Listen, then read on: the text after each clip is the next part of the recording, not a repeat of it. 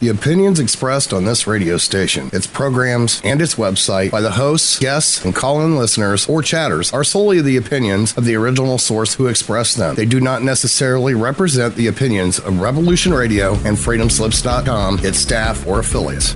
You're listening to Revolution Radio, FreedomSlips.com, 100% listener-supported radio, and now we return you to your host.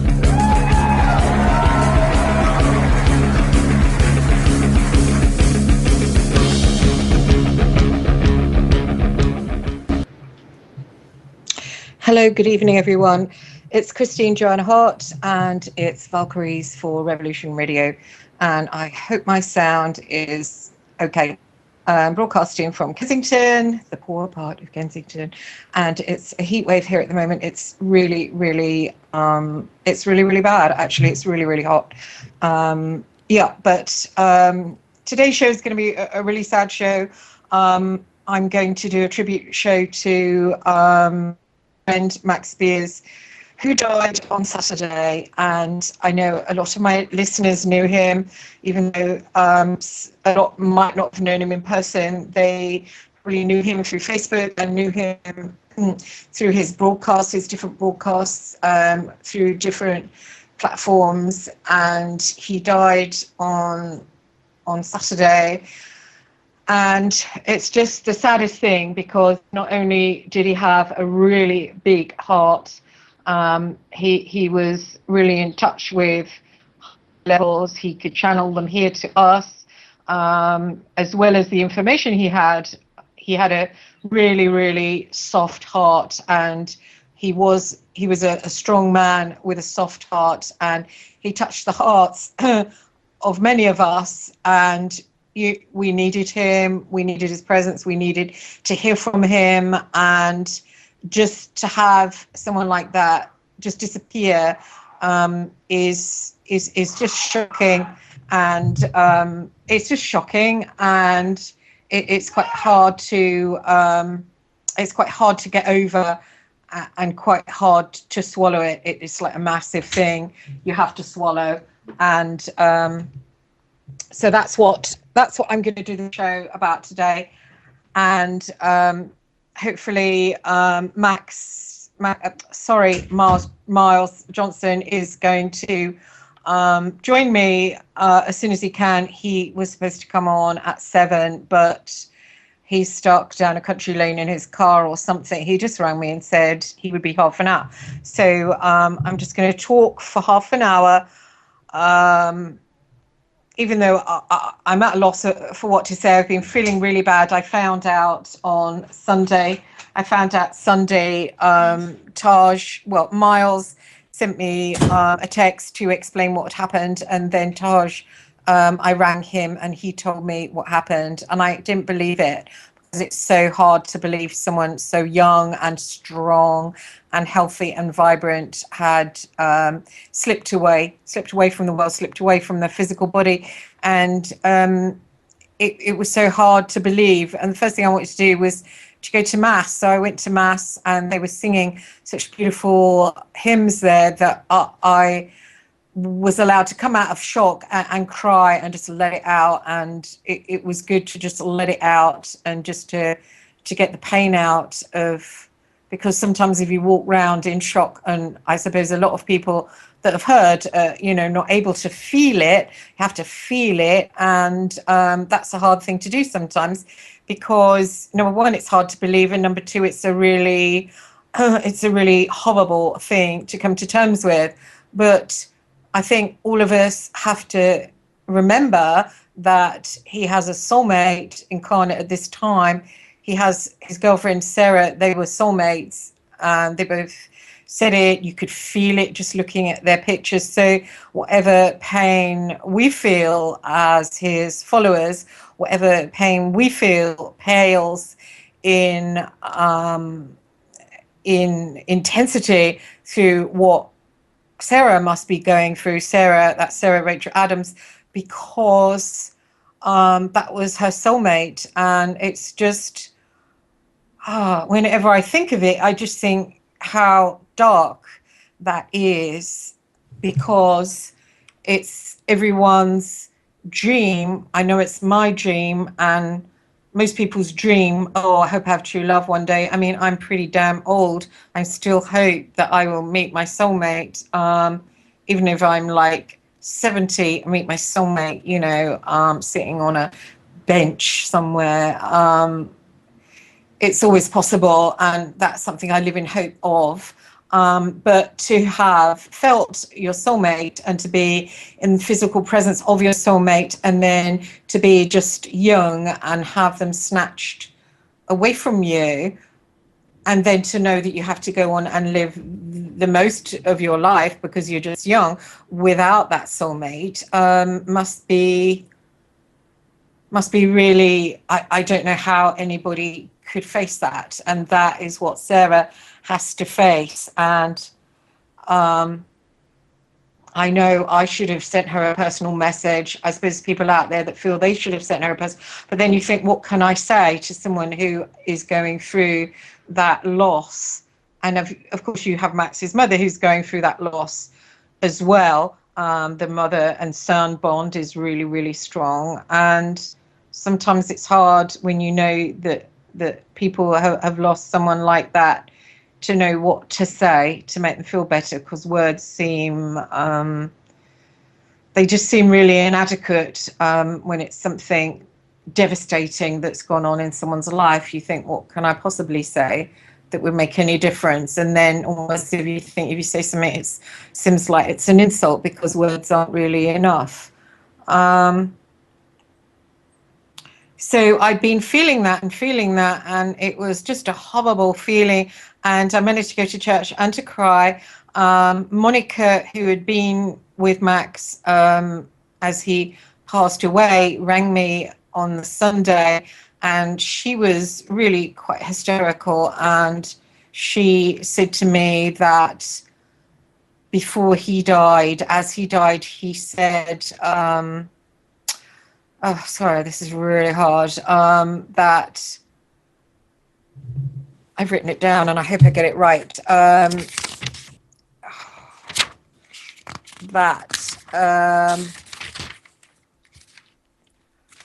do it from memory, and I know that she remembers as well. So obviously she will be speaking at some point. She said that he was happy, so happy that he had managed to get truth out there, that he had managed to share that truth with people, that he hoped that he had helped people. So moving. Sorry, it's really hard to share this. And that he had done what he came here to do. And he hoped he had done something to help children, which he has, because he's brought so much truth here that we as adults, we as parents can pass that on, what he's shared to us. And then he passed away, and there were attempts to revive him, spiritual attempts to revive him, but that failed. And I believe it was an accident. I believe that he took stuff because he was being targeted. So basically, he was targeted to death because of these attacks. I don't know what kind of weapons they use. I've heard other people talking about them on the on YouTube about these is it scalar stuff that they can just give you headaches with. But he had these terrible headaches. He didn't appear on my last show, which was on the last Thursday. And he messaged me and he said that he was under attack. He had a really bad migraine, and that they had spiritual people in to try and get rid of the negative energy, and it still hadn't worked. And he was really feeling bad with this intense headache. So I believe what happened, he took things. He told me he'd taken, I think maybe it might have been 800 grams of ibuprofen, or maybe it was 300 grams. But a lot of that, and I think then other stuff, and just to try and get rid of the pain. And he had obviously overdosed. So basically, people are saying, "Oh, he was murdered." Basically, he was murdered because he was targeted to death. We can all think, "Oh, who did it?" But it's he was releasing stuff that the rulers of this world didn't want us to know, and clearly they targeted him. And I know a lot of us have had that targeting, that kind of thing going on, the gang stalking, the targeting, and we know what it's like. And we're given it to try and put us in our places, to try and get us not to speak. And he wrestled with that, and he had those attacks constantly and still kept on. But towards the end, they got worse and worse and worse and worse and worse. And he couldn't handle it, and he took those tablets and basically overdosed himself. So if he didn't have that attack, then he wouldn't have taken those tablets or liquid or whatever it was to ease the pain. So basically, they did murder him. They gang stalked him, targeted him, basically to death. He wouldn't be dead. He would still be with us if they hadn't have done that. So it's a horrible thing. And I know, really, on the wider scale of things, it was written about in the Metro. And I spoke to a journalist I know who was going to come to the conference, and I said, is there any way that you could help get this mainstream? Because he was a young man, and it deserves to be written about mainstream and not just passed by and they're forgotten. And he should be written about, and he's going to try and do that because this is just a young man, and it's just shocking. There was nothing wrong with him. He didn't have, anything wrong with him. And it's horrible, even though it's horrible when people die of cancer and, things like that. But this we all know was about what he was talking about. And it's just awful. I've personally had threats before about revealing certain things. I listened to them, and when these threats were delivered in quite an interesting way, I was told basically if I was releasing names of officers in MI6 that had been involved in the phone hacking, I was told if you do that again, and it was delivered in such a way. I was given the dust. Can't remember what it's called, but the dust, and then it was communicated to me, we can take you out at any time we like with a stroke, heart attack, and nobody thinks the wiser. So they can kill us whenever they want, really. It's silly to think that they can't. And Max was releasing more and more important information, and obviously he was touching something or getting bigger and bigger, and they didn't want this. They didn't want this to go down, so they took him out. So even though it will be something that can never be proved, so that is where we are today. It's quite horrid. I got a message from someone this morning.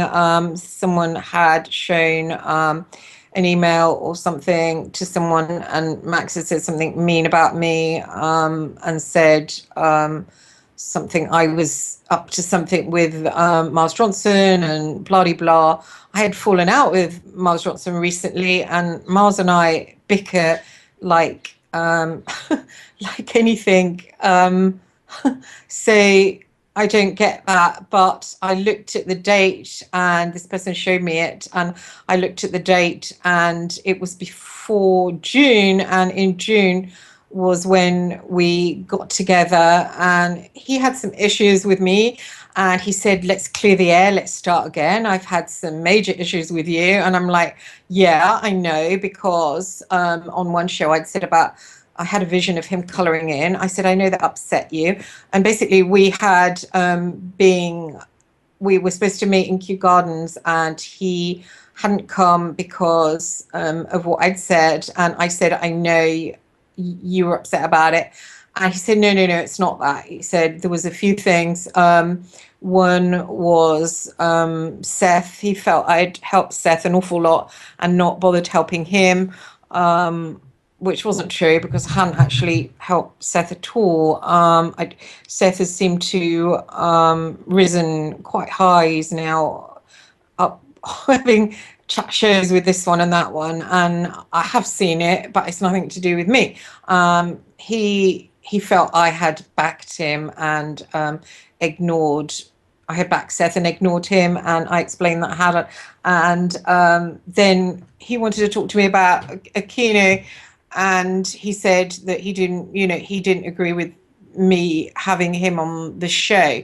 And I explained what had gone on, really, when I was told by the person who told me I'd had the MK Ultra Monarch stuff. She had brought up the name of Colonel Michael Aquino, and I wanted to contact him to find out whether he'd been to my orphanage in London and had anything to do with what I had possibly gone through at the orphanage. As a Jesuit-run orphanage, I wondered, because they weren't Americans, I wondered, had the Monarch programs really come to the UK? So I wanted to track him down and talk to him about it. So I had sent him this email, and basically then and I know I've talked about this before, I had the experience where he appeared to me, the rabbit thing, where I saw the rabbit in my mind's eye and it shot off, and I got sucked down a hole. And then I had a face-to-face with him, which I've spoken about many times.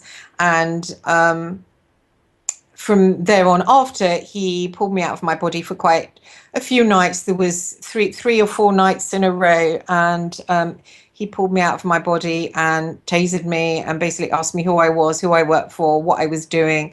And I didn't know. And so I basically just had to take everything that he heaped on me. And this went on, and I was particularly scared because I wasn't able to have any sleep. So I was basically having continued consciousness, but it wasn't anything I was doing. It was what he was making me experience. So basically I was laying down to try and go to sleep, and finding my thoughts were just, it's hard to explain. It's like when someone else has the remote for your thoughts and you're trying to sleep, but you get sucked off into something else and you can't actually stop it. But you're like conscious, you're not falling asleep. Your consciousness is called, it's like, I think some people call it, your consciousness is hijacked. Basically, it doesn't go into sleep mode where you drift off. When you're just about to drift off, it sort of gets pulled away and you're still awake, but you're in dream state, and they basically take you. It's kind of like an abduction. And he did it to me over and over, and it was terrifying because I wasn't getting any sleep, and just because what he was putting me through. And I don't really want to go into that. One day I'll write it down, but I haven't yet. And it was horrifying. And I can't remember who I went to. I think Lorien Fenton. I remember talking to Lorien Fenton about it, and Lorien explained to me that it's something called the slots, where and it's something linked with ET. I'm not sure. I can't remember what she said, but it's where it's akin to abduction, where they take you and basically they can take you again and again to the same place. And she said that some people have that for the rest of their lives. So it's pretty horrid to hear, actually, that they're taken again and again each night. So they never get any sleep. They never get any rest from life. They're just hijacked every night. And she says it's called the slots, where they're trapped. So that's pretty horrible. So he took me there. Then I got in touch with Douglas Dietrich, and he and I became friends for quite a long time. We would talk in the morning. He's a funny guy. I really liked him. I suppose I didn't give him much back. He was very funny to me. I was laughing, but he wasn't. So I don't think he got very much from the relationship. So I think he got bored of me. And so he disappeared. And I was quite annoyed about that. And then he came back and did a show. And I said on the show, oh, I'm going to get Michael Aquino on the show, which wasn't actually true. I was just saying to wind him up. Then he got really annoyed with me. And that was it. Then I never heard from him. So when I didn't hear from him for a couple of months, then I put on my Facebook that I was going to have him on the show. I did email him, but I got a pretty terse response that he was going into hospital for cancer, to ask him again, but he would have to have all the questions listed. I would have to stick to them, and I thought I didn't really want to do that.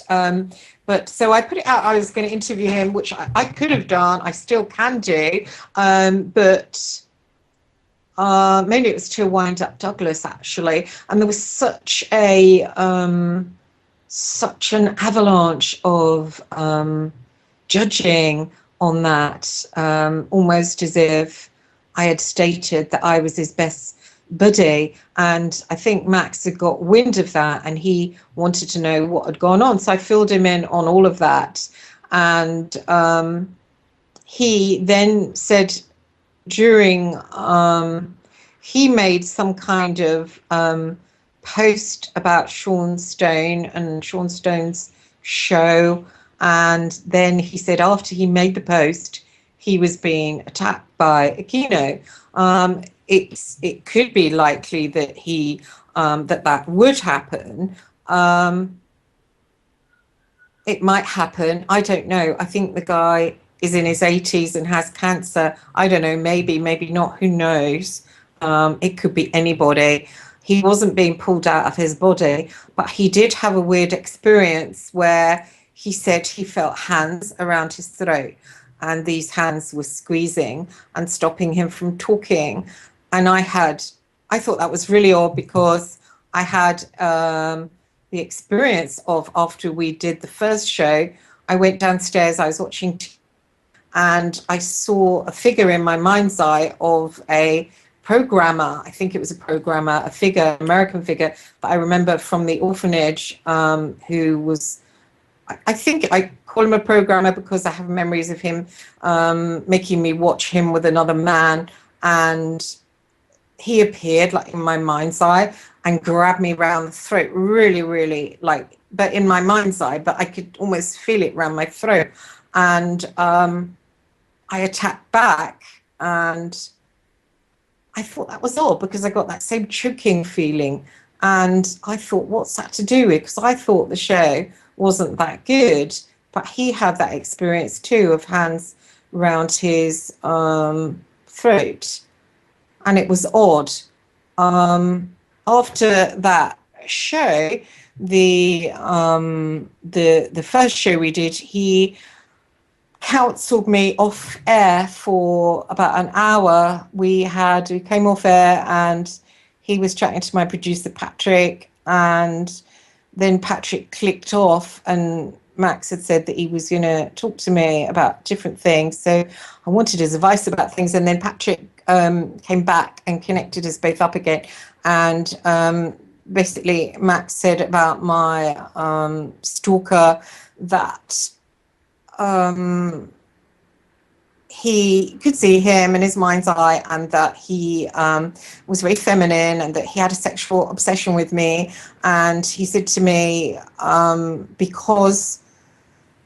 because I had got him back on the conference, Miles didn't want him on the conference, because seemingly there was a woman, and I don't know who the woman is, but there was a woman, whoever the woman is, it's not Sarah, and the woman was feeding stuff to Miles Johnston that Max had said in the past, and was showing him stuff that Max had said about him that was really horrid, and saying, look what he said about you, look what you said. And so Max went nuts and said, right, I don't want, Miles went nuts and said, I don't want Max at the conference because he's written all this stuff about me and this other person has showed me, and it's really horrible, and so I don't want him. So I had spent a whole day begging Miles to have him at the conference, and in the end, he just kept saying, no, I'm not having, no, I'm not having. He said all these bad things about me. And then I was going back to Max and saying, what did you say? And he said, I swear, I like Miles Johnston. I've never said not one word about him bad. So then I was going back to Miles and said, well, he's saying he didn't say it. And he said, no, he did. This woman is saying, look, and she showed me what he said, and it's really disgusting. And I said, well, what is it then? And he said, no, I'm not telling you. It's so disgusting. Then I was going back to Max and saying, well, he says you said really bad things. Max is saying, no, I didn't. No, I didn't. So then I was going back to Miles and saying, no, he didn't. Please have him at the conference. And this went on for my whole day, one day. And I was absolutely exhausted at the end of it. And in the end, I couldn't get Miles to have him back at the conference. And Max was begging me to sort it out because he really, really, really desperately wanted to speak at the conference. And so in the end, I thought, well, I'm going to lie then to get this achieved. So I said to Miles, well, I'm bringing Graham Johnson, and Graham Johnson is going to do a show to try and get it on Channel 4. And so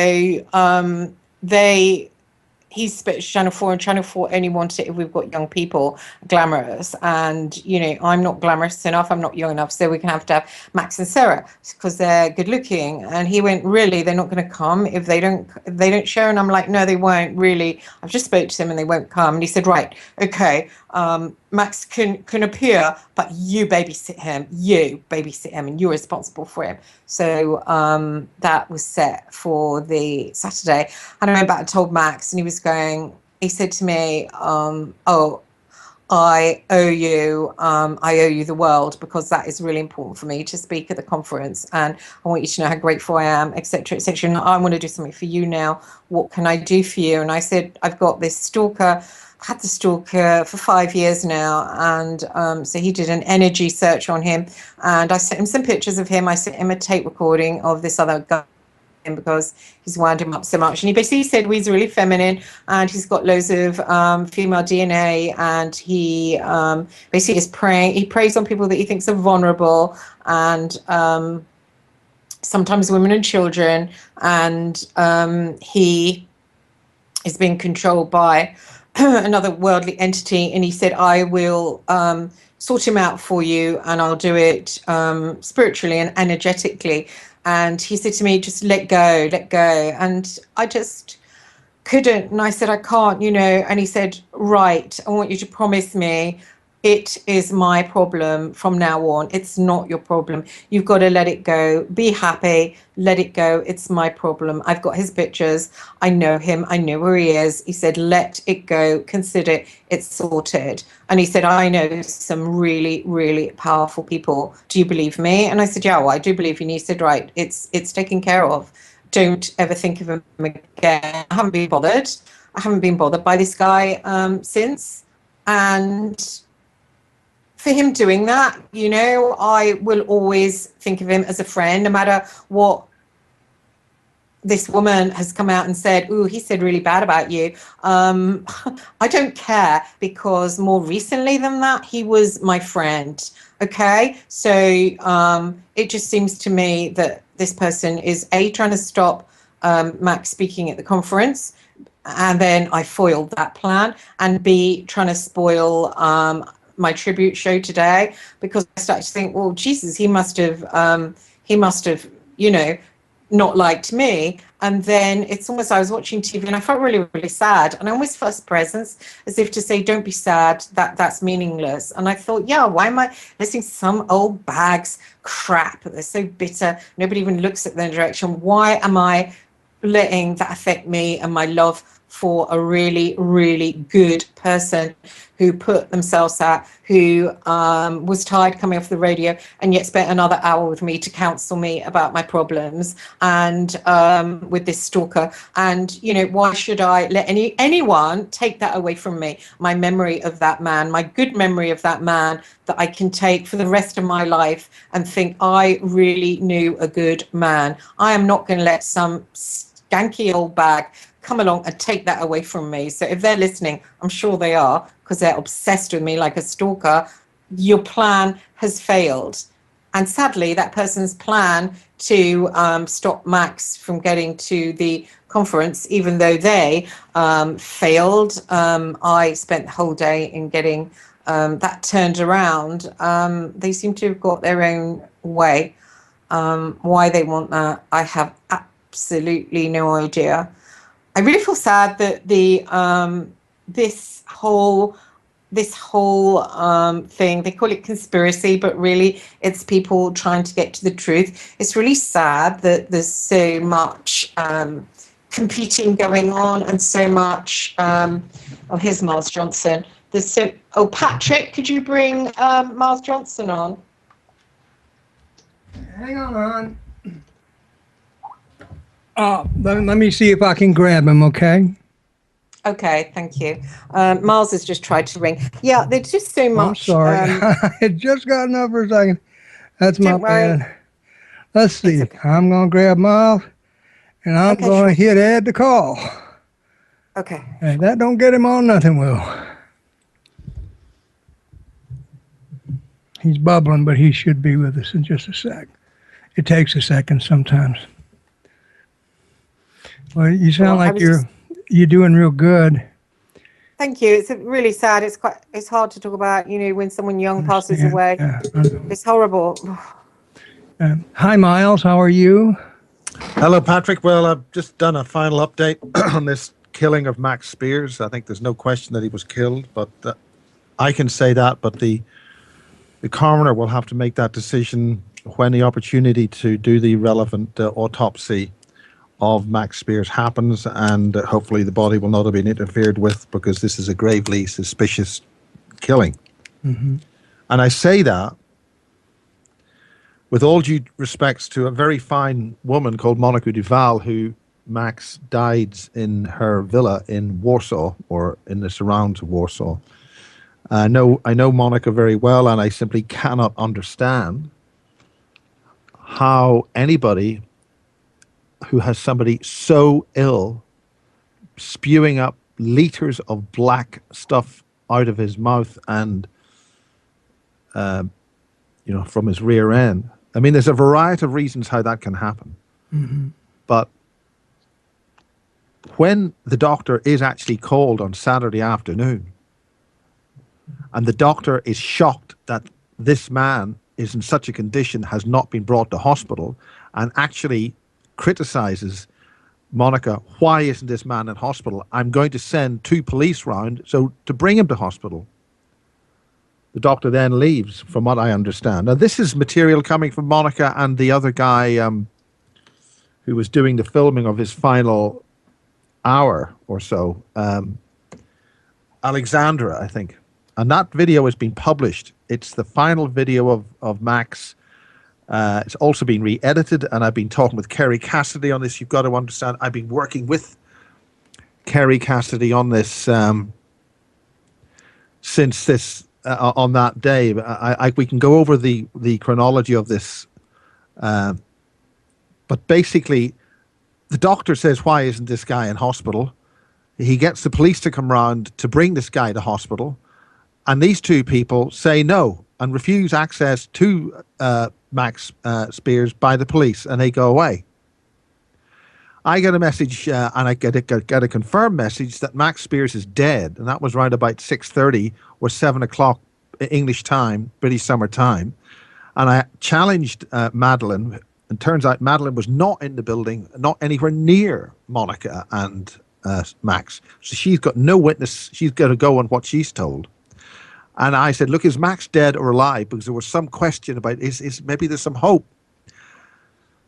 And that is when this whole thing exploded about whether Max was, in a coma, and then a whole lot of stuff from various people, like Stuart Sverdlow, mocked me. Oh, what do you know? You don't know anything. The idea that Max Spiers is fighting for his life in hospital is baloney. Well, I mean, wouldn't it be nice if we had some hope to save this person's life, Mr. Swerdlow and other individuals? I mean, a man is dying here. Why don't we take some action, to save him? I don't know. Maybe that's some kind of abnormal bit of behavior, but that wasn't done. And Max was then confirmed by Madeline that doctors had called on him. They'd done all the tests and he was definitely dead. However, come 10 o'clock at night, my time, or right about that time, he's dead again. And I've received information which would indicate that there were certain things being done for that period of time, which I cannot prove, so I will not mention them, which is why there were very good reasons why Max was kept. The dead Max was kept. Now, I have on an advisement. What were the things that you can't mention? Well, I can't mention them, Christine. Why not? Because I can't prove them, and it's just a story. Just say them anyway. No, I'm not. Not now. Not until the evidence from the coroner's court is finally, or the coroner actually says. What are you trying to say? I knew he texted me to say he took ibuprofen. I can't remember. I have to look back to find out the amount, but it was quite a lot. Of what? Ibuprofen. Well, who said that? I mean, the point is, one of the I've been on air with. Okay, we've got to. Okay, we can spin this back to the chronology, right? I was speaking at Kerry Cassidy's Awaken Awareness conference at Passing Clouds, a beautiful art centre in East London, near in Hackney, and that has happened. Kerry's spoken there before. That's a very nice place. And I was privileged to speak there twice, once on the Saturday and once on the Sunday. Now, what was happening was during my presentation, we had a great deal of trouble presenting because my computer kept on getting interference and we couldn't get the damn thing to work. There's a screen. And I'm mentioning that because a member of one of the individuals mentioned that they had seen Max Spiers in Passing Clouds during their presentation. That was after I'd spoken, right? So this is very odd, to say the least. So the point about this is that there's a feeling that Max had made some kind of an appearance at Passing Clouds to try and tell us something. That would fit with the first recorded moment of his death. I left Passing Clouds, switched on my phone at about 6:30 and got all these text messages from Madeline Namro, who's one of the organizers of this very good conference. There's this brilliant conference on the New Earth project, and that was organized by Danusha Sharma and Madeline Namro, and it had a lot of really good people at it. These were two really good conferences organized by really good people, and it was very, very nice. And Max gave a very good presentation there about two and a half months ago. And we'd had some problems. Max and I had some problems, but Max pulled himself together. I was very proud he'd done this because it was very difficult for him to do these presentations. But he pulled himself together. This was his first solo presentation. And he did a very good presentation and held the audience very well. And he was a big star. Very well. Okay. Now, what happened afterwards was that we all went home. Kieran Lee Perrin was there, and there was a major event on targeted individuals that went on quite late in the evening with Magnus Olsson. So this was a very switched-on conference. It's way ahead of anything that's happening virtually anywhere else, frankly, except for my basis stuff, because all my speakers have been hacked by everybody else. Not hacked, but because I'm obviously so brilliant, people are taking my speakers and bringing them into other conferences. That's really good. I'm very happy for that. That's a good thing. But what happened was we all went home, but Max stayed behind. Monica Duval has also approached me for doing bases publicly to get that out there in many languages. That's a good thing. There's an awful lot of work to do with my material because it needs edited. It's raw material. It needs transferred to text. So Max was there. That was great. There's a very good photograph of Max Spiers with Monica Duval and Stuart Sverdlow. It's a very nice occasion. On every level, Monica is a thoroughly pleasant and very civilized and really decent person, which we just don't understand why she didn't bring Max to the hospital. I mean, just that question needs to be answered. Now, subsequently, I got these text messages, Max is dead. And then I phoned Madeline and I phoned Monica, and Monica was in an absolutely catastrophic state of crying and discord. And they wanted desperately to get hold of Max's mother. So the only way to do that was to do a shout out. So I did a Facebook shout out. Anybody who knows where Max Spiers' mother is, could you please make contact? And I put that up. I uploaded that from Paddington Station. It was the only stable place to get a signal. That went out. I jumped in the train. And just as the train was pulling off, Monica's demeanor when I called her had totally changed. There could be hope. Something could be happening. So that inferred, what's this? This guy was declared dead 3 hours ago, and yet suddenly there's hope he could be revived. So, I mean, what possibility would allow that?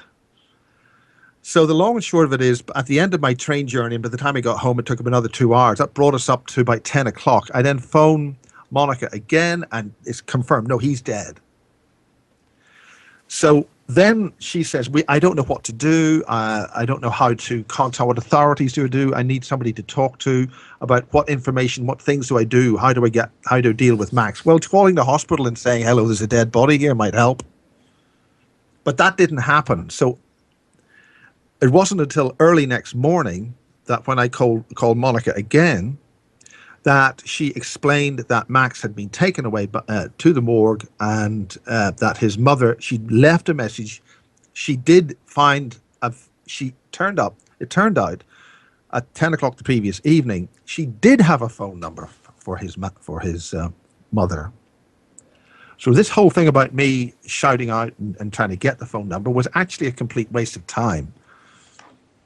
But anyway, people lose phone numbers. They can find them. They're in a state of distress. That's okay. That we can explain all that. That's fine. So anyway, Max's mother was informed, but it was only left on a recording machine. So she still did not know her son was dead.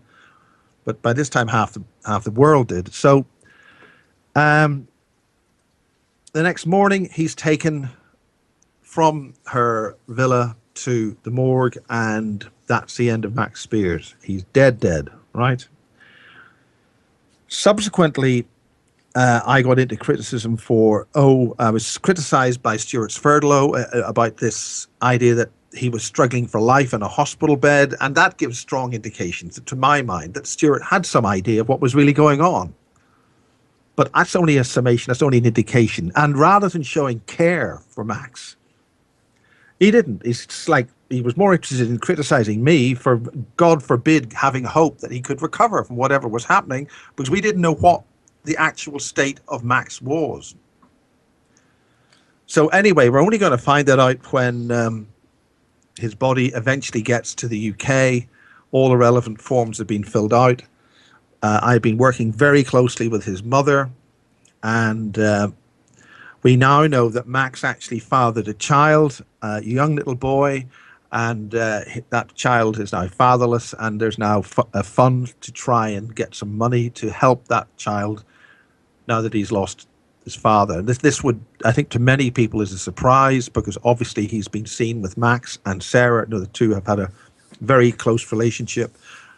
When I told Sarah on Saturday night that he was dead, she broke down into absolute catastrophic distress. And that she lasted for a long time. She is now obviously very angry. and that's between her and whatever. She explained that she had not had any contact with Max for about 2 months. So basically, now the important thing about this is that I was warned after that conference ended. There was a major bus stop between Madeline and Danusha. I was then told by Danusha, who lives in Austria, that Max Spiers had fallen into very bad company. And we now would appear to know what has happened as a result of that. But we don't know. We cannot say what killed Max. We don't know where that poison happened. Anyway, that basically brings us up to date without going through a whole lot of other things. He told me, you said he split up with Sarah. He told me the last time we spoke, which was fairly recently before he died, that he really loved Sarah. I thought they must have got back together from the way he was talking about how much he loved her. So he still loved her. Well, this is were you aware when you were with Max, when on air with Max on Revolution Radio last Thursday, this time last week? Did he say where he was and how did he get on air? Because he there was a power cut that he was in. I think it was Cyprus, and he was there with Monica. He'd flown from Warsaw to Cyprus for some reason. We don't know why or what. That subsequently has to be discovered. And there was a power cut in the village they were at. They couldn't do anything, but they found a cafe of some kind which did have power, and that was the thing which allowed them to go on the air. Did you know that? Yes, he was on air just at the end, wasn't he? And then he came off, and then he spoke to my producer, and the producer cut him off by accident, and then he got back on and he stayed talking to me for about an hour after the show. So what did he say? Oh, he was just counselling me. He was counselling me about the troll that I had, and basically just saying it was his problem now and how he would sort it out for me. Well, he obviously sounded competent then. Did he sound drugged or any kind? Was he, because the next day he was flying to, to Warsaw. He was fine. The following week, which is just, I think... Well, you're not... So when did he... I thought he last talked the Thursday before... I've got a week out then. Yeah, you got a week out. That show, he was due to come on, and he didn't come on, and he texted me. We'd spoke in the morning, and we were chatting away about different stuff, about the conference, what we were going to say and how it would come across, etc., etc. He was planning a conference of his own as well in a couple of months, and he then texted me, which I missed in the afternoon. He said I got a really, really bad headache, and he said he thought it was targeting, and he said he might not be able to come on. And then I got home quite late, and I texted him, "Where are you?" And he said, "Didn't you get my text?" He said, "I'm not coming on." And he said he felt like hands around his throat. And it was odd because the week after, when I had interviewed him, I went downstairs and I was watching TV, and I felt that very same thing. I felt just hands gripping around my throat. It was really horrible, actually. And I said, well, I got that as well. I said, so I don't think someone wants us on air together. And he said, it does seem like that. And he said, the pain is really racked up. And he felt that it was a keynote. So I said, are you sure about that? And he said, yeah, it's a Facebook. He posted on Facebook about a keynote. And I asked him, was he sure? And he said, yes. And that was it, really. I said a few more things, and he said they had people there trying to clear the energy. So what do you mean by clear the energy? Oh, hang on, I've got it here. Hang on, let me try and bring it up. How do I do this when you're on? Hang on. One sec. Well, so I mean, he didn't do it. So what you're saying is, last Thursday, i.e., a week ago, he didn't do a show with you from Crete, and it didn't end an hour early. I thought you said you had to crash off the show an hour early. Yeah, he said to me, I wrote to you today, 58, that I'll not be able to do the show today since I've now had this migraine and I'm really, really sick. You're welcome to speak to my roommate about the extent of the sickness. I said, oh, don't worry. He said, I can hardly, then he was, I hardly can fit. He said it's since I did the post on Aquino. He said, I know it's Aquino. And I said, are you sure? And he said, yes. He said, I've been under attack like I never have been before. He said, the attacks got so bad, we've got people who deal with this type of thing to come around and do healing ceremonies for an entire day. Now, who was doing this healing? This is one of the issues which some have described as actually the problem. Really? Yes. Who said that? Well, I'm not going. I don't have the name. But continue. Sure, don't worry. Then I went on a bit about what was going on with me because I'd been pretty battered all day. So I told him details of that. And he said, when we tried to do my recording, and that must be the last one that's just gone out, he said 2 hands went round my throat and it squeezed so hard that I couldn't speak. I said, I had the same thing. I had the hands around my throat too. I said, I think it's Draco. I think, and then he said we've got about 90 minutes of recording done, but it was very difficult as every effort was made for them. Every effort was made to shut me down. Then I said, oh, it's horrible. I had the same thing again. They said there were red hand marks around his throat. I said, do you think that is Aquino again? He said, I know it was. The 2 stages were there. I saw them. And he said, and so did I. I don't know what that meant. Well, I've been given the impression this was a cover for Aquino. It wasn't actually Aquino himself. Really?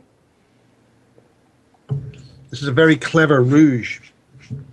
Oh, what do you think it? Well, when he came for me, I pretty much knew it was him because, like he said in his last show, he knows his energy. You know, if you have an astral awareness, you can tell people's energy, and you can. In other words, Christine, I really cannot see somebody as skilled as Aquino being basically caught red-handed, being involved in the death of somebody like this. But he's not red-handed if he's doing it astrally. No, but if he's doing it astrally and he's connected that way, I mean, it's too obvious. It doesn't work. He's not going to go to prison for doing it astrally. Nobody believes in that kind of thing. We're on planet Earth here. I know, but I know we're on planet Earth, but... Hello?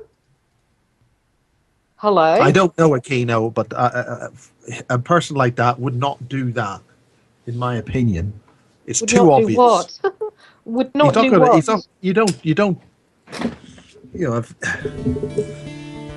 it doesn't fit. It's not logical. We're just going for a break, so will you stay with us and just mute and then come back?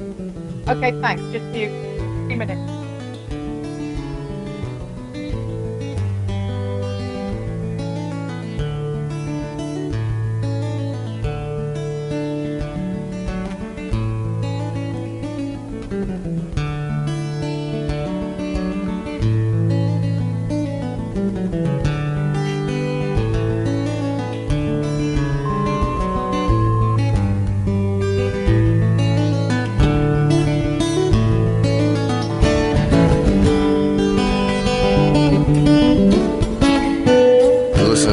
Radio at freedomslips.com, and we'll be right back after this message.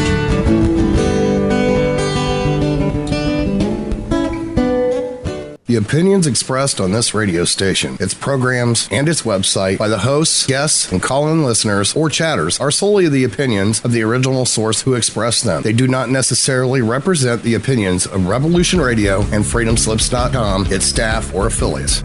You're listening to Revolution Radio, freedomslips.com, 100% listener-supported radio, and now we return you to your host.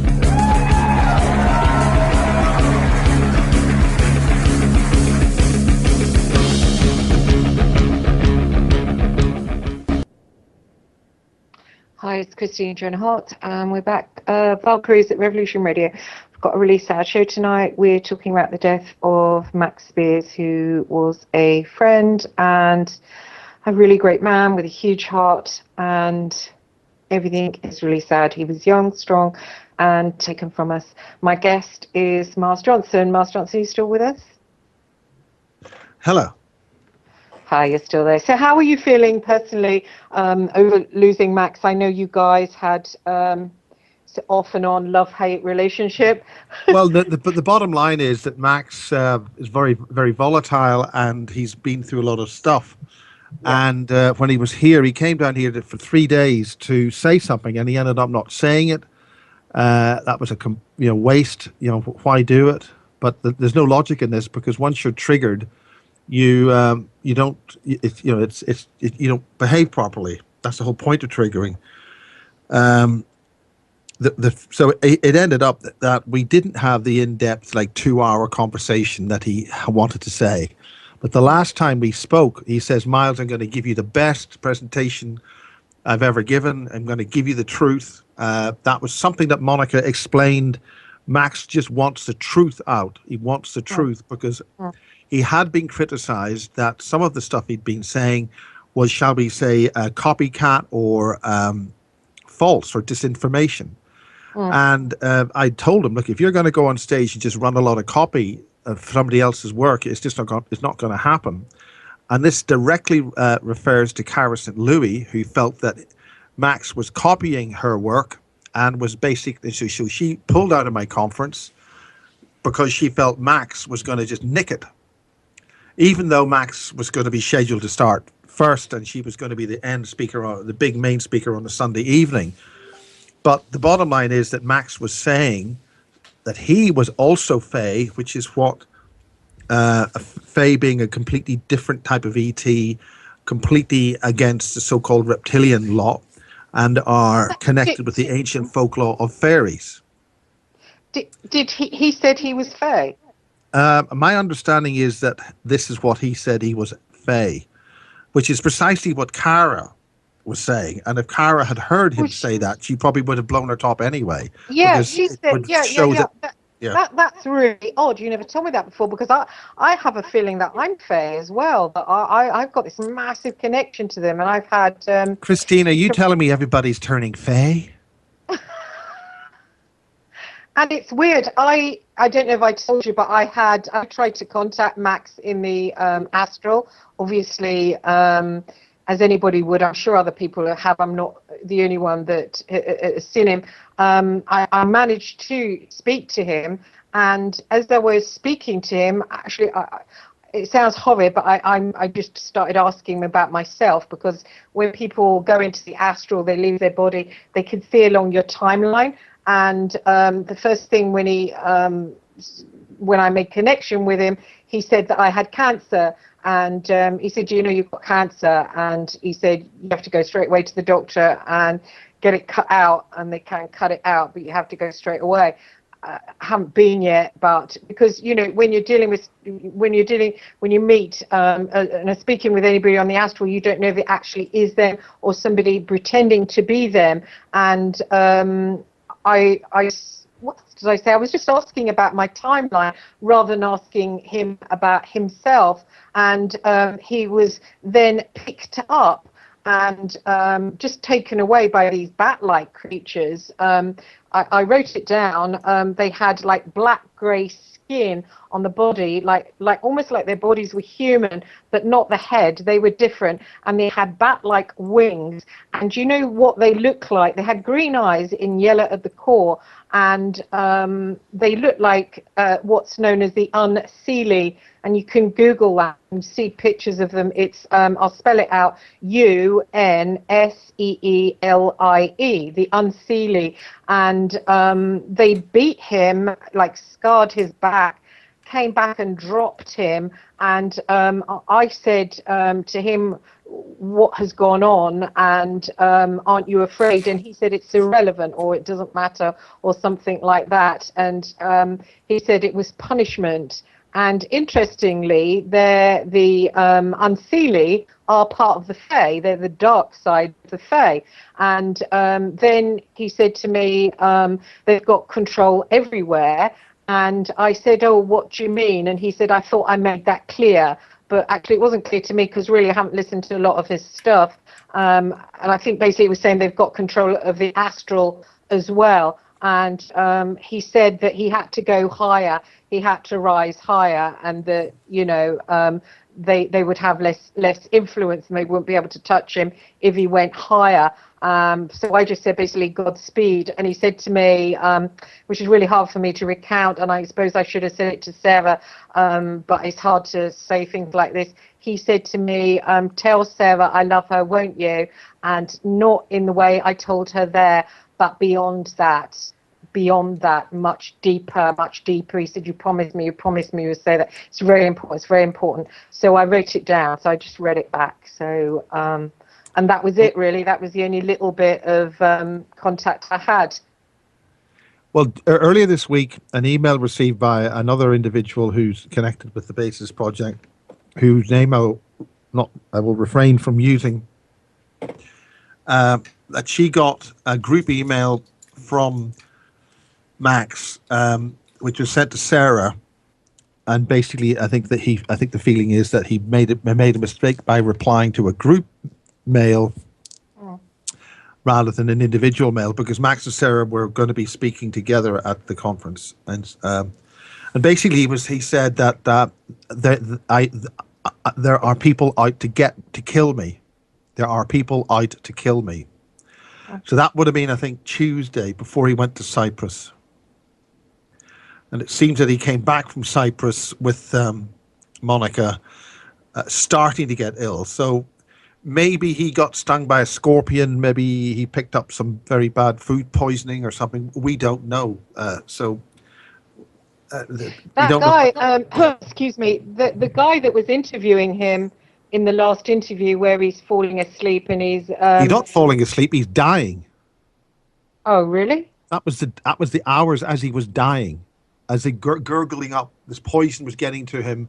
His throat was swelling up, and he couldn't breathe, and he couldn't swallow. They were recording that interview instead of bringing him to hospital.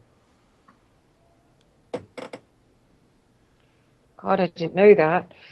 Yes, you know, exactly. In part of it, I was just listening to it as before the show. As far as I understand, I wasn't there, but that is as what I understand. There's a part. I think 45:20 at minutes 45, from 45:20 minutes on to 45:60. The guy interviewing snaps at him. He says, "Wake up!" like that kind of thing. I thought it was quite harsh, really. I know if I'd have been interviewed by someone like that and I was falling asleep or sick, I would have kicked him in the bollocks. Saying too much. What? He wasn't being interviewed. He was being interrogated. It seemed like, yeah, wake up. Like if someone talked to me like that. My understanding is that they were trying to access his altars and reprogram them. It is alleged that is all described in the previous interviews that Max gave. They actually mention some way or somehow. I have not heard those interviews. It has been stated to me that those interviews contain their intentions of what they're going to do to Max. Now, this whole has to be, looked at carefully and checked out by the relevant authorities. Do those interviews with Max, where he's getting sicker and sicker. Are those interviews? Are they saying we are going to do this or that to him? Because that clearly is an indication of guilt on the behalf of those individuals. You know what I felt as I was listening to it? I just felt he shouldn't have gone to Poland. What the hell was he doing there? Well, he was there to go to a conference, but he decided to stay back, and he seemed to be quite happy with that. As I said, it's not his country. It's not his country. Well, and he's, it's. I don't know. Ultimately, when you're offered what it seemed to be. I mean, Monica offered me a lot of publicity deals, a lot of stuff like that. We didn't actually go to the deals because as I mentioned, the Basis Project stuff is too raw. It's not ready for any kind of publication in any kind of a book unless you spend lots that you've got to convert. I mean, I'm avoiding what Max was offered. Max was there. He was this very pleasant, very civilized woman. Very publicity. Get the story out. The whole point. She's really interested in getting this kind of material out there into Europe. In Poland, they're very switched on. They're very, very interested in all this kind of material. Sorry. Who are we talking about? We're talking about Monica. Oh, Monica. She Monica rang me on the Sunday, Monica, and she was crying. She kept saying, I'm so sorry, I'm so sorry. She was hysterical. I didn't want to leave her. I said, are you with someone? Because I'll stay on the line if you want. Well, every time I heard Monica from that Saturday after the Passing Clouds conference, the Wake and Aware conference with Kerry Cassidy, she was in a really traumatically distressed state, except for the time, right about 8 o'clock, before I got on the train, when she seemed to imply there could be some hope. And she had a completely different tone in her voice. There could be some hope. Let's all work. We could be onto something. Which means they were still working on Max, like at least 4 hours to 8 hours after his death, his alleged death. So what were they actually doing? So, I mean, and then why not get him to hospital? If there was any kind of a hope, why call a bloody ambulance and get him, proper medical attention? If he had a ruptured intestine and he was rupturing blood or whatever it is, these are crucial moments. Do you think they give him something like ayahuasca to try and... Haven't a clue. No. Listen, we have no idea. Okay. But if somebody is injured or suffering and spewing black stuff out of every orifice, you take them to hospital. And that question is, everybody keeps asking this question. Why? And it never has been answered by Monica. Why would such an intelligent, sensible woman act in such an irresponsible way? I asked her, did she keep the black fluid? And she said it's all over the carpet. So I said, you must keep that and give it to the police. Well, we understand since Kerry Cassidy got through, and there's samples of that still on the rug. But the point is, the police were never called to investigate this case. So what's happened to the evidence of what happened in that house or the villa? It's all been tidied up or whatever. I mean, this should have happened immediately. And those actions, which is why when I did the first Fast Blast, those actions and those questions which remain unanswered as to why Max was not brought to hospital immediately he was showing these terrible signs, those make this death suspicious. And that means that due authority must happen to investigate this and find out the answers. And that's basic common sense to any death. What about getting English investigators to go over there? Well, that is what is required.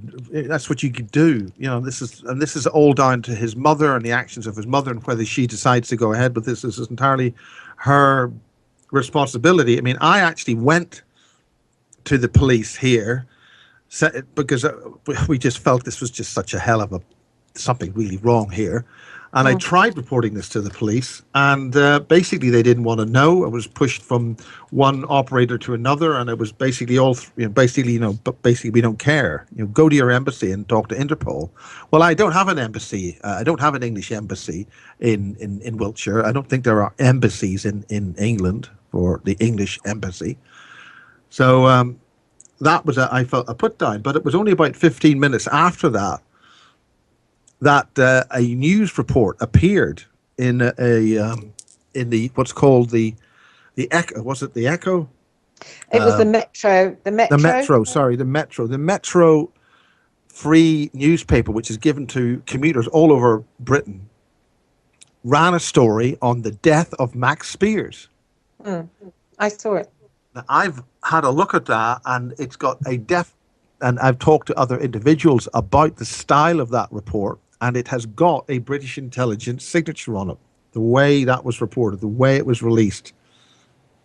So it seems that somebody somewhere finally, told the general public about this, because people must understand that Max Spiers did appear on a Channel 4 documentary.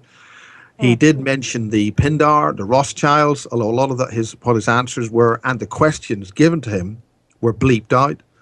So that was about 2 years ago now, 18 months ago.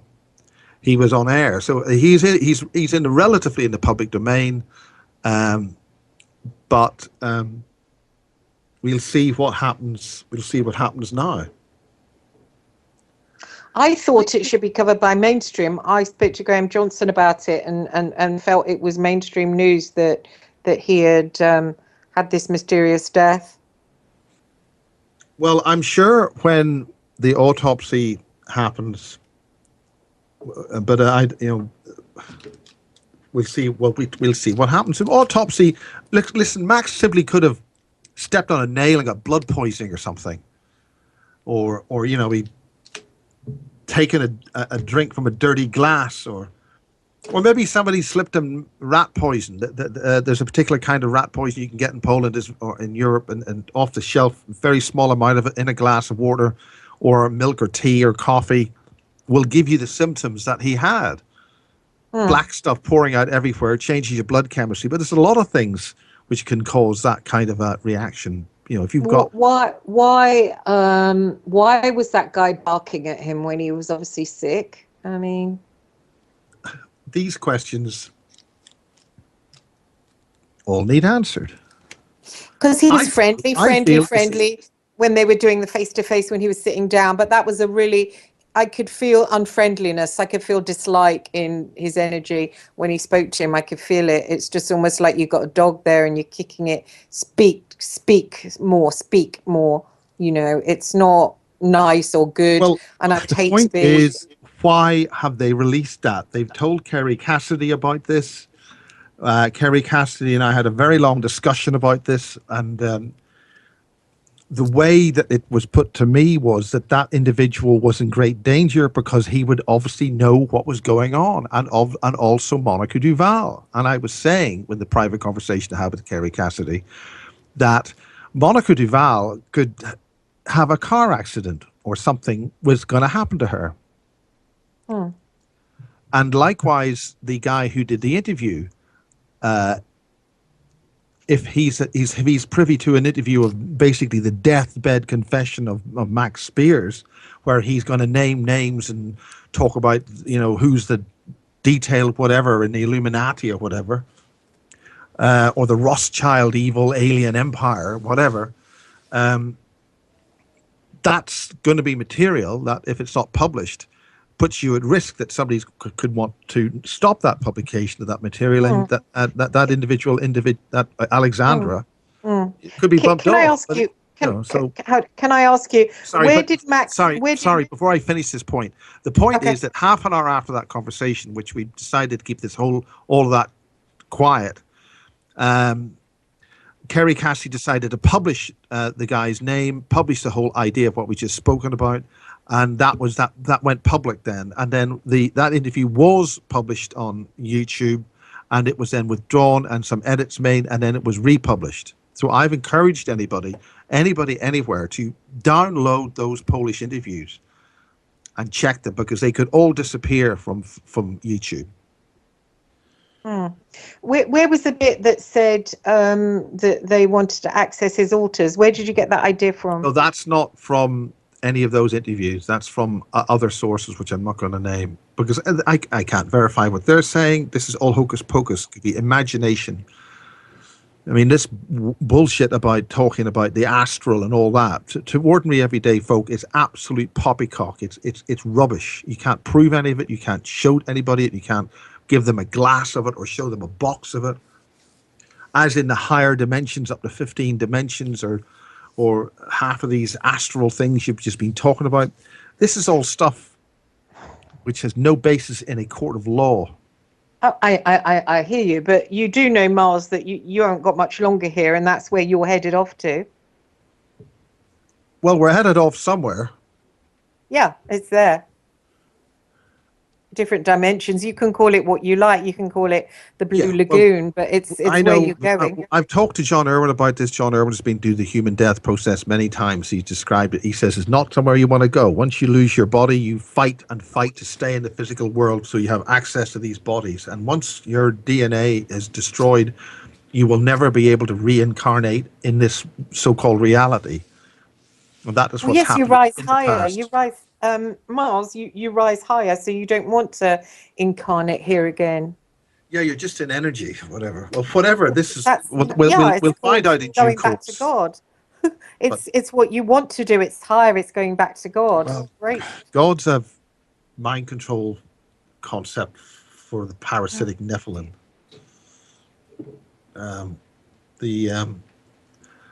It's the actual original God concept is the Gog, which is an officer class of the Nephilim. You've been listening to John, haven't you? Yeah, John Irwin.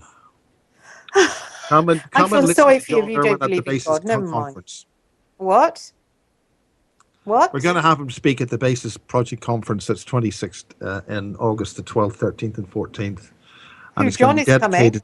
It's dedicated. He could come, and he may just come by Skype. We're going to have Kerry Cassidy. We're going to have Valerie Uvarov. We're going to have the highly controversial Peter Paget, who, having spoken at the at Kerry Cassidy's Awaken Aware conference in High Elms Manor 2 weeks ago, a newspaper article was found in the Daily Mail, which was on the online edition, that Paget had been in fact done for benefit fraud and was not an MI5 agent. But observers illustrate that his skill level in certain esoteric knowledge and power bases means that, quote, he must be an MI5 agent.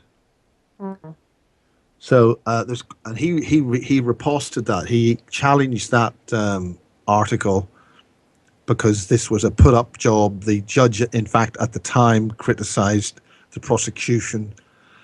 And if he had stolen that amount of money, he would have been in jail. But he was never jailed. But he still has an actual sentence against him for like 15 months based on the so-called benefit fraud, which is a cooked-up charge. The only way he got out of that charge would have been because he has such high-level connections. So either way you look at Peter Paget, he is a real deal. But like a lot of these things, you can't take them at face value. And Peter Paget has used some pretty dodgy bits of NLP and a few other little tricks up his sleeve at these conferences. So I ran a poll on the Basis Project homepage on Facebook. Should I pull Peter Paget from the conference? And it came back after about a day. 98% said no. Right? So Peter is appearing, and if people want to challenge this judgment, I know this has been a huge row between him and another agent, Matthew Williams, which Matthew having attacked and taken Paget on in his usual inimitable style, Paget reacted by explaining that Matthew was an agent and that he was writing his reports. And at one point, Matthew Williams had even been slated for being bumped off, which, of course, makes whatever people feel more important. But in the crop circle community, no one is surprised that any named individual is an agent, because everybody's been outed as agents one way or another for a phenomena which is put down by a bunch of artists with stomping boards. Why are there so many agents floating around something made by a bunch of people putting, crop down with a stomping board? But that's another issue. So how do you feel about Max? Have you been feeling bad? Yeah, Max was a good guy. He was a decent fellow, and he was very civilized. And but he would be triggered, and he had some terrible things. And I've seen him in a very terrible state. And he was a young man. He liked the girls. He also drank a lot. I mean, God forbid, Yeah, he could be pissy. I've got some text from him where it's like, you don't want me on your show, do you? Go and get some Satanists instead. Yeah, well, that's fine. Yeah, and next thing it's like, oh, sorry about that. Nobody deserves the kind of treatment that he went through in his final hours and after his final hours. It's horrible. And in terms of the so-called super soldier elite, I mean, I know that Lorien Fenton, who put on those super soldier summits in Henderson near Las Vegas, where I attended on one of them, and I was banned from attending the third one because somebody didn't like me. I was so upset. Aaron Hicks, I think, didn't like me. I basically finished the conference. Collapsed after that. Do you think it's weird that James Casbolt gets told he's getting out and Max Spiers is taken? That matter has not gone unnoticed. It's odd, isn't it? It's not gone unnoticed that by that at all. So we'll have to see. Well, one is like Max is really like heartful and full of love, and James is very enjoys the dark side of things. Well, James decided to go onto the dark side. James went like a criminal, going up to the same window time after time and throwing the brick at the window. He chose the choice to go to jail. What he didn't realize was he was going to go there for like 12 years. That was his moment. And when I said, look, goodbye, I handed off to Jane. Look, that's it. I'm not going to do any more coverage on this. That at St. Ives, that, or what it was, Truro, Crown Court, that he, one of the things he said to me, and that was one of these moments you just connect, it's all about saving the children. And the remark that I have from somebody who is very tuned into this, he's one of the people who's fairly below the radar. There are a number of people who've been making contact who were below the radar, who are really alarmed by this and disturbed, okay? One of them has messaged me today that we are at war. Max is a casualty of that war. We are soldiers. We have to fight for our survival. This is coming to us. The sheep are gone. Forget the sheep, the so-called sheeple. Those who have woken up are going to have to fight, and those who go public exposing this are going to be taken out. That includes me. Probably you, Christine. Because they're not going to like anybody waking up the sheep. No. So we are at war. Max Spiers is a casualty of that war. He's not the first, and he won't be the last. And that is basically, unquote, that observer who is aware of the level of the super soldiers, how they're lining up into two factions. And they're right. Whoever wrote it, they're bang on the button. We're right in the middle of the war, right in the middle of it. Just because we can't sit here, we're in the West, it is raging. It's raging elsewhere. Other people, their countries are just emaciated, and things are heating up. It's getting really, really hot. We can't feel it ourselves, most of us at the moment, but it's boiling over. Yeah, and the West can't subtly say, "Oh, why did we do this?" I mean, some individuals have looked at what happened in Nice and look what happened in other countries. Oh, it's terrible in Nice. Europe, the powers that be in Europe have gone to these other countries across the world, raped, pillaged, massacred, and killed in the name of wealth for their individual kingdoms at home. The Christianization of Africa, one of the most massacring, vile diseases to infect an indigenous population. And likewise in South America, the scale of destruction and killing and torture that the powers from these islands, this Europe, that has gone across the world over centuries to kill and maim and destroy, and is still doing now, going into ancient kingdoms of the Arab people and the Middle Eastern peoples and the Egyptian peoples, and installing dictators and then bloodily taking them down and then murdering their people and bringing all these people. There's an awful lot of karma coming back here, guys. An awful lot of karma. And the ordinary people, the ordinary folk, the individuals, the everyday people who basically abscond their responsibilities and allow these politicians and these psychopathic maniacs to do this in their name are as guilty as the man or the woman who pulls the trigger.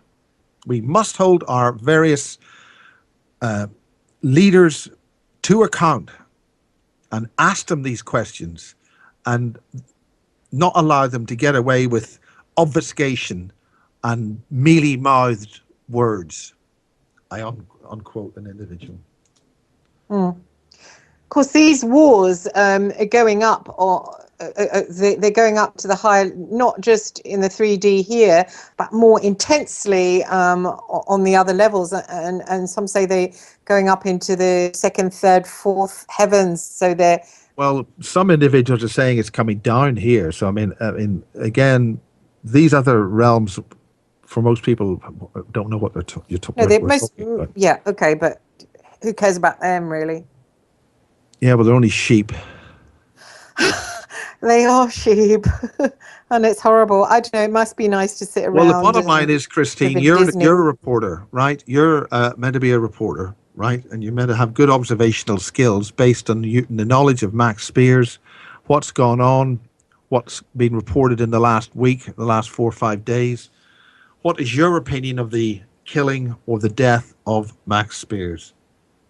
That he was, I said before you came on, that he was targeted to death. I mean, they can give us headaches through these scalar equipment. They can use the gang stalking where they come into people. I don't know, did anything come into that male interviewer that was interviewing him? They can take over and host people, and they can do the gang stalking, targeting, and they can take us out any time they want. He had these terrific headaches, and I think that he took stuff to get rid of it. I don't know if he was offered other stuff that would get rid of it, but that's what's killed him. And if he didn't have that going on, then he wouldn't be dead. So, you know, targeted to death, basically. And who was around him, I don't know. Well, the only two people we know who were around him is Monica Duval and this guy, what's his name? Not McKen. Oh, I forget his name. I don't know what his name is. I have to say, I didn't like his energy. I noticed Alexander's a bearded individual. He was my translator. I believe he was my translator at the Warsaw Conference, the second Warsaw Conference. We also understand that some of the translation was actually very badly done. It was deliberately nefarious, where very few words were given in exchange for a long concept. So he was allegedly mysterious, according from what I gather. I did note that around, as I said, 45, 20 to 60, he says to him, "Wake up." And he does it in a nasty way, and I felt the energy for it. And the energy was almost as if someone was talking to a dog that they don't think much of, that they want to kick and just wake up. And that's not where he should have been. He shouldn't have been in Poland in that position, and that was what killed him, being there in that position. Yes. I mean, well, we can see that's what's happened, but the point is, why does somebody who's made a video, a recording of this, why release it if it's going to condemn them? Why do that? Well, people sometimes, if they have been hosted on, or if they are quite hard-hearted themselves, they miss out things like that. They miss out other people be listening. They'll be listening into the energy. They miss it. No, hold on here. If this individual is meant to be a skilled operator in some kind of psychic warfare or hypnotic regression or whatever you want to call it, let's put this as a postulation, right? Why then, okay, record it, that's fine, yeah. Why put it out on the internet so other observers like you can basically see what he's doing, ergo find him potentially guilty of perhaps the death of Max Spiers? Why somebody know, because if you either way. Okay, the dark forces, they normally hide, so they normally have a sort of patsy. So he might be a patsy that it might have come into him, made him quite hard-hearted with Max. Then he doesn't really click onto that because he's having something host through him. And then there you are, you've got your patsy, but what's killed him is something far higher. Yeah, well, I agree. I feel that both of those individuals, Monica Duval and that Alexander, may not be around too much longer. Yeah, there you go. Or maybe they'll be left to be arrested. Exactly. That's what you got in the phone hacking. You got an idiot patsy, you know, and then everyone writes about him and, oh, that was that guy. But it wasn't. It was MI6. So, you know, it wasn't the patsy, but everyone pushed him forward. I mean, it's such a typical thing that they do that's so see-through. It's so see-through. You know? So is your conclusion then that Max Spiers contracted some kind of illness and was allowed to die by these individuals? No, I think that he was being targeted and he had these really, really bad headaches and he was just taking something. If you can imagine he said to me it was vicious and it'd gone on for hours after hour after hour. If you have that as soon as you wake up, and they can do that by different weapons, then you do get disorientated like he was on that recording. And then if someone says, well, take that, then you might take something and then think, oh, it's only been, it's 3 hours has passed since I took a drug. Oh, I'll take another one. Oh, they're giving it to, it's okay, I'll take another one. Oh, take that. Oh, I'll take that. And you know what it's like if you feel really well, if you do that, you could end up burning out your stomach and blood pouring out everywhere. I mean, that intestinal rupture. And then nobody really. I mentioned that to Monica, and she said that before we went on air with the Kerry Cassidy Project Camelot show about this earlier on in the week, she was on the phone to me literally minutes before we went on. And she said, look, I don't know what sort of pills. Originally, he hadn't taken any pills. Then she said, well, I don't know what pills he's done. Maybe it's a mistake. Maybe she just said it was just a mistake. But the point is, let's suggest it is a mistake and that nobody actually fed him a poison, intentionally, didn't sort of sneak it into his drink or whatever, or inject him. Why not take him to hospital to get him helped? To get to stop the internal bleeding. Exactly. He was taking things. He told me he took that 800 milligrams of ibuprofen. So he did, to deal with the headaches, he was taking shit. He was taking stuff. So, but I agree. Yeah, why not? I mean, if someone was even slightly sick, I would say, let's take you to the hospital. I'd ring an ambulance, especially if they were on my watch. When the ambulance arrived, or when the police arrived to pick him up, why send him away? It's a bit. And then you think of that guy barking at him on the thing, like, wake up! It's like, that's a pretty scary place he was. I mean, it's put me off going over there, He was out of his own country and he was in dark clutches, whether it was some kind of gang stalking scenario. He was definitely having that scalar attack, giving him the headaches. What else would give you headaches like that, I don't believe that, he just had a migraine, It was all connected up, wasn't it? I've just read a message from Max's mother that she is, I think the expression would be displeased with Monica. What has she said? I'm just saying she's just displeased with Monica's behaviour. I just wish he hadn't gone to Poland, really. Well, we can't. What was he doing there? Max was a great prize. Max was a British super soldier. He was trained by the British and the Americans to do whatever work these super soldiers do in the astral or whatever the other dimensions are. He's got a fine family who has a pedigree in the British film industry and acting and theatre. And, he's dead now, and another individual has said he is a victim of this war. So we must recognize and this is coming from a number of sources, that we are at war for our survival. We can't sit back, asleep, and turn over or it's not happening. We are under attack. Our civilization is under attack. All humanity and matter and intelligence and living essence here is under attack. One of the speakers at my conference is going to be Catherine Ansborough, and she is going to be lecturing on how to communicate with the consciousness of all other life here. And if we can train ourselves to properly interact with all other life here, which is scared, it's running, the tension is there that life is facing extinction here. And if we can work together, all the races, all the human beings here, because we've been all brought here by something from wherever we come from originally. We're in these bodies and this planet because that's what you need to survive here in this dimension, in this dimensional physicality. And we've got something here which is going to kill us. It's going to wipe us out. It's going to create its requirement for its reality. It's like an infection or a disease. And it's behaving like that. And it's a bit like Wayward Pines, isn't it? A little bit, if you think about it. Yeah. So that's all I'm prepared to say on this at the moment, Christine. Okay, thanks for coming on. Are you going to pop off? I'm going to pop off. I'm going to pull the plug on my computers, and I'm going to go and chill out. I've been told I'm going to Glastonbury, which is the Glastonbury Symposium, and I've been told no murders, no Max Spiers, no crap. This is a holiday.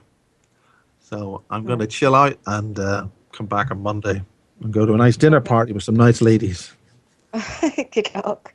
And then, the world can end, but I'll be having a nice dinner party with some ladies. Oh, that's lovely. That's lovely. So, Patrick, I don't know if you can somehow... I can hang Miles up if you can. And thanks for coming on. Take care, Miles. Bye. Okay, cheerio. Goodbye. Okay, so that everybody was... thanks, Patrick. Sure. Thank you. That was Miles Johnston, everybody. I'm just going to talk to my producer, Patrick, about Max, just to close up the show. I'm going to read a poem first because I wanted to read a poem. I wanted to read a poem for Max. I wanted to read a poem for Max and Sarah.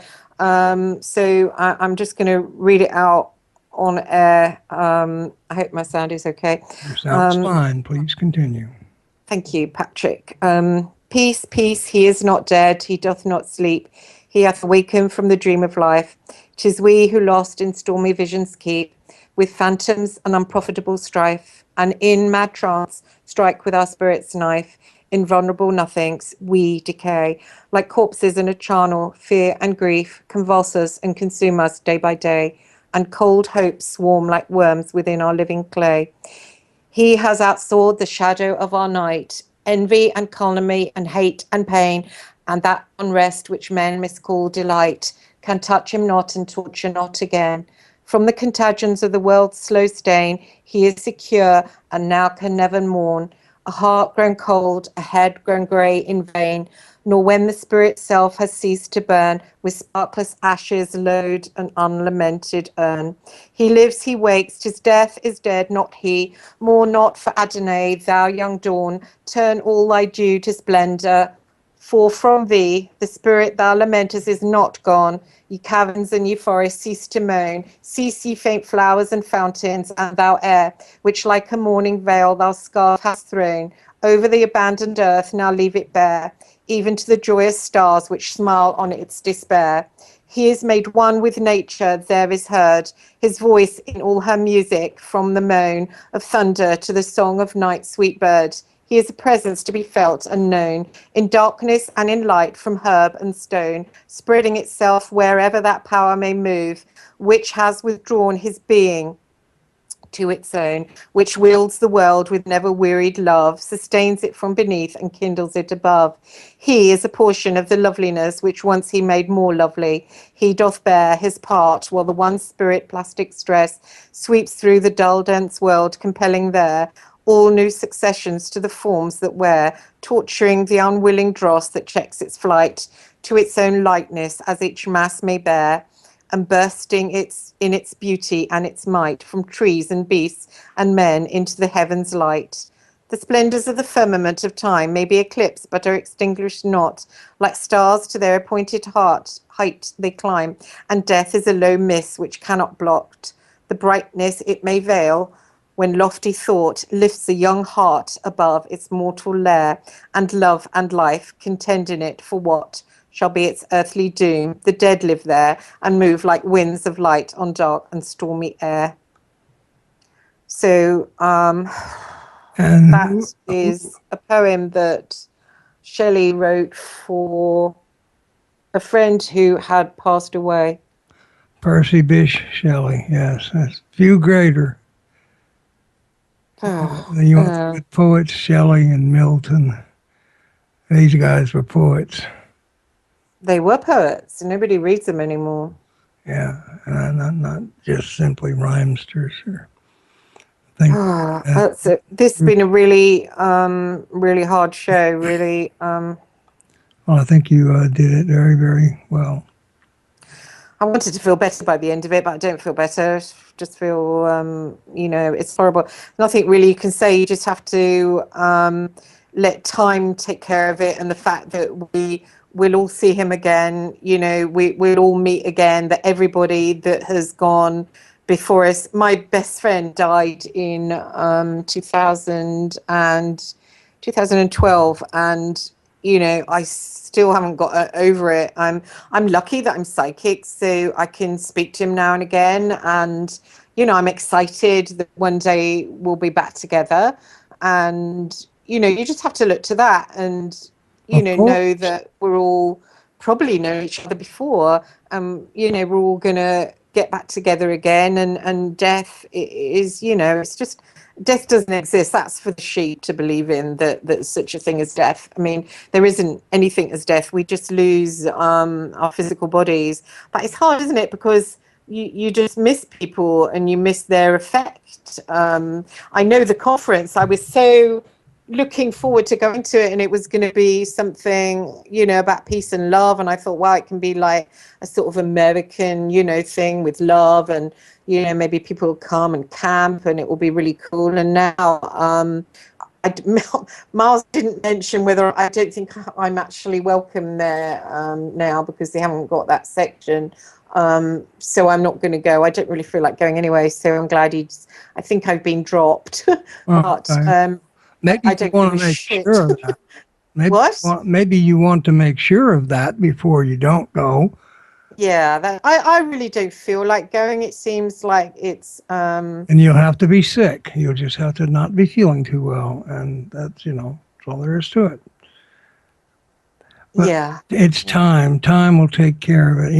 It saddens me because I really enjoyed talking to him. I thought he was very personable. Yeah, you guys got on well, and you were like, "Yeah, keep in touch and let's talk." Yeah, you did get on, didn't you? I was listening. I know, because I thought I want my turn with Max. Well, he had started to say something, but I thought he was done. And the second I hung up, he had started to say. So then I called back, but then he was gone or something. You called back. And yeah. But I tried to, but then I texted something just to make sure that he knew. I think I still have his window up, Yeah, I still have all his stuff. I was reading back over it all today. I know it's all... he gets moody. He sure gets moody. There's lots of stuff that I notice where it's like, what'd you say that for? And yeah, why don't you go and stick to Cephacus then? Yeah, because you don't want me, do you? So I think he got like moody and would say stuff, and then you say what you want about, and he's like, oh, sorry. Oh, God. Yeah, what a beautiful solo, what a kind of a rainbow person. He was a bit Shelleyan himself, wasn't he, really? I found him quite warm. Yeah, Shelley. he was just like one of those like very spiritual, like that's how I think of Shelley, you know, very sort of 1 foot in one world and 1 foot in this world. And you know, Shelley died young too. Maybe people like that always die young. Well, how old was he? I think it was 36. Okay, yeah, Shelley was like 27 or something. He died in a boating accident out on That's right. this Yeah. famous lake in Italy. Yeah. That was just really sad. And then his sister, Mary Shelley, she wrote Frankenstein, which is quite a good read itself. It is good. And so, yeah, they were a very literary family, I guess you might say. And that's why, you know, I talk about coming back again and again and what you attune to, you know, and attunement can be cause and effect, like karma, because it's, you know, you play in a mud puddle, you get dirty, but also attunement is where you're drawn to, and someone who is drawn to writing and expressing themselves with letters will continue to do that lifetime and lifetime, and you get just brilliant super sons like Shelley. So you know they've been doing that before, or like Mozart. What do you think Mozart's been doing the last bunch of lifetimes? He's been a musician. That's just the way it goes, you know.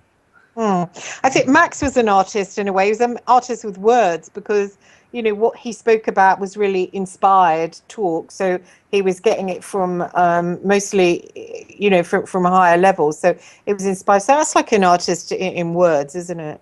Mm-hmm. Sure, yeah. I enjoy listening to what a small amount I heard of Max talking, because I'd only really heard him that once. I may have heard him once before or so, but he was on your show, and I was kind of like in on the conversation a little bit, and so it was something that I would have paid more attention to, say. What I found about him was when we spoke, he was always like, you know, if I wanted to fight and I was like stroppy with somebody, he was always like, no, you know, it's about love and all this kind of stuff. And, you know, but he did say to me when I had this problem with this guy, he said, you know, leave it to me. It's me. I know people and just it's sorted. And, you know, so he could be like, you know, really sort of strong, and yet he had this like, you know, really sort of loving side as well. I mean, I just can't help but think of his girlfriend, more of a wife, and just to have someone that love you. I mean, Miles said they'd split up, but he said to me, it was the most recent time I spoke to him over Skype, heard his voice. He said, I love Sarah, you know, and so he died loving that one woman, you know. Well, that's very important. And, you know, and he helped you out because he cared for you too. And you bear that in mind, you know, and not that you wouldn't, of course, but it's just, I do, yeah, I do. It's something for you. Yeah, you lose a friend. Somebody told me somebody printed something mean he said about me, which was a few months ago before we'd you know, cleared the air. And I just thought, you know, for a while, because I'd been crying for the last 3 days, and I stopped crying. And I thought, why am I crying over someone that didn't give a shit about me? And then I thought, well, no, you know, that was before we'd cleared the air, and I'm not going to let that person ruin my relationship and ruin my memory of what he did for me. Do you know what I mean? Yeah, well, there's always someone who cares, you know. We're never really alone, even though we're alone physically. There's even there on the other side, there's someone who cares. You have people there are people watching out for you, you know. If you appeal to them and ask for their help, and they probably would give it anyway half the time, but it's nice for them to know that you appreciate it and know about it and would like it because you could use it. So exactly. Go exactly. I often call on my friend Hugh, who died. You know, I often call on him if I'm really crying about something. You know, I'll try and kind of feel him and, you know, feel that love, you know, because it's just like the other side of a veil, isn't it? And it's so frustrating that we haven't got the abilities to sort of pierce it, you know. Mind you, it wouldn't be great if we could pierce it all the time. I think we need to be here. I think this is a lesson, isn't it, that we're in here and our senses are just like animal senses, like low sort of, well, we can sort of smell the grass and smell the rabbit hutch that we're in, but we can't see the bigger world, you know. That's what it's like. You're right, but there's a difference too, because animals, it's said, and I like it when it's put like this, it's said that animals are aware, okay? Which is true. They are aware. We as humans are aware of the fact that we are aware. Yes. It puts a logarithmic twist to it. Yes, it's like there's a book written by someone called Buck. It's called Cosmic Consciousness, and it's about. Yeah. My grandfather loved that book. Oh, really? You've read it? Well, he did. I have it. Oh, excellent! You should read it, Patrick. It's brilliant. I will. I've read parts of it. Oh, and I'm just like say goodbye, everyone. And the show was dedicated to the late Max Spiers. And if anybody's got issues about that, contact me and I can talk to you on Facebook, and we can talk it out if this show has brought up any feelings or emotions that you can't handle. I'm there for you on Facebook. Thanks very much to my producer, Patrick English. Take care, Patrick. Thank you. Christine, you too. Bye, everybody. God bless.